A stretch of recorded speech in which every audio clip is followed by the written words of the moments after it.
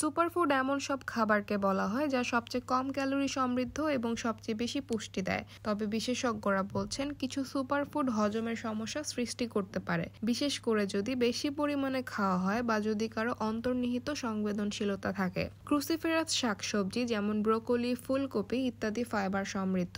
Fibre এবং নির্দিষ্ট শর্করার উচ্চ পরিমাণের কারণে কারো কারো ক্ষেত্রে পেট ফুলে যাওয়া বা গ্যাসের কারণ হতে পারে, যা হজম করা কঠিন করে তোলে। ওমেগা-3 ফ্যাটি অ্যাসিড এবং ফাইবারে ভরপুর চিয়া সিড প্রচুর পানি শোষণ করে এবং পেট ফুলে যাওয়ার কারণ হতে পারে, বিশেষ করে যদি পর্যাপ্ত তরল না খাওয়া হয় বা বেশি পরিমাণে খাওয়া হয়। বাদাম এবং বীজে চর্বি এবং ফাইবার বেশি থাকায় এগুলো হজম করা কঠিন হতে পারে, যে কারণে এগুলো বেশি খেলে তা পেট খারাপ বা গ্যাসের কারণ হতে পারে। প্রোবায়োটিকের কারণে দুগ্ধজাত খাবার অন্ত্রের স্বাস্থ্যের জন্য সুপারফুড হিসেবে বিবেচিত হয়। তবে এ ধরনের খাবার ল্যাকটোজ ইনটলারেন্স রয়েছে এমন কারোর জন্য সমস্যা সৃষ্টি করতে পারে। মসুর ডাল, ছোলা, মটরশুঁটি এগুলোতে প্রচুর ফাইবার এবং প্রোটিন থাকে, তবে এতে অলিগোস্যাকারাইডও থাকে যা অন্ত্রে গাজন হওয়ার কারণে গ্যাস এবং ফোলাভাব সৃষ্টি করতে পারে।